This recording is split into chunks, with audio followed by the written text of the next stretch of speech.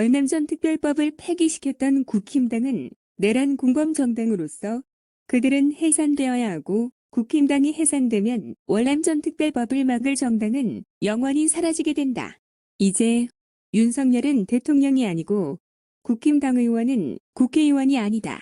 그들은 범죄 공동체일 뿐이다.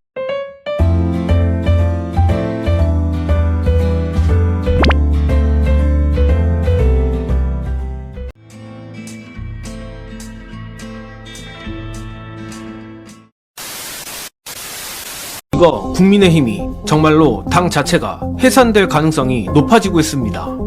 국민의힘의 집단적 내란 방조를 뒷받침하는 의총에서 윤석열 대통령 탄핵뿐만 아니라 김건희 특검도 반대하기로 했다고 당론으로 정했다고 나왔더라고요. 저는 그래 이해가 안 가는 게 뭐냐면 자기들만의 세상에 살고 있는 것 같아요. 국민이 반대하고 변호사가 반대하고 다 반대, 모든 사람들이 윤석열을 탈핵해야 된다고 직무를 정지해야 된다고 주장하는데 자기들은 단지 대선에서 기득권, 대선, 그렇죠. 정권. 대선에서 정권을 빼앗긴다 봐. 근데 상식적으로 생각을 해봐요. 계엄을 선포하고 국민한테 총을 겨눈 정당한테 누가 정권을 줘요? 어차피 정권은 그쪽으로 안 갈 거라고 저는 생각하거든요. 그러면 자기들이 최소한 역사에서 부끄러운 사람이 되지 말아야죠.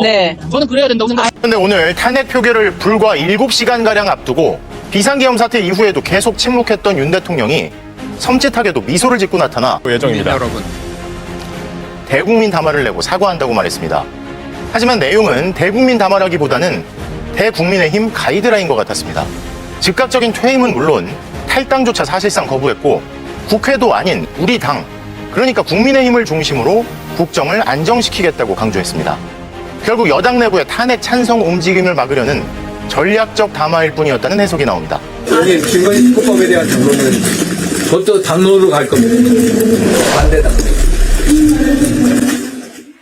국민의힘 윤상현 의원이 내란 속에 윤석열 탄핵을 반대한다는 것이 국민의힘 당론이다 말했어. 죽어도 같이 죽고 살아도 같이 살아야 한다 말했는데 대통령 직무에 대한 기자의 질문에 대통령이 탄핵당하지도 않았는데 어떻게 직무가 정지되냐며 오히려 핀잔을 주는데 이게 사람인가 싶더라. 근데 정말 충격적인 장면은 여기서 나와. 우리가 통일된 대우를 가지고 대통령 탄핵을 반대한다. 당론으로 반대한다. 이런 말씀을 드립니다. 그러나 우리가 정책 책임을 진다. 이게 요즘 됐죠? 여기 김건희 특검법에 대한 당론은 그것도 당론으로 갈 겁니다. 반대다. 반대다.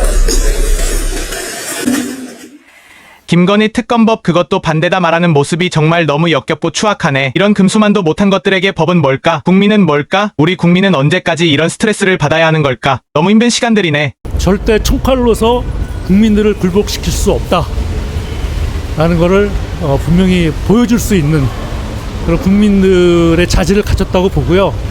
그 일을 만드는 대통령이나 그 밑에 있던 국방부 장관 등 몇몇의 추종자들 분명히 단죄를 해야 됩니다. 그래서 이 나라가 다시 정상으로 되고 그 다음에 우리 아들, 딸들이 행복하게 사는 그런 나라를 빨리 만들어줘야겠죠. 미안합니다. 좀 울컥하신 것 같은데 왜 그러신가요? 과정이 힘들었잖아요.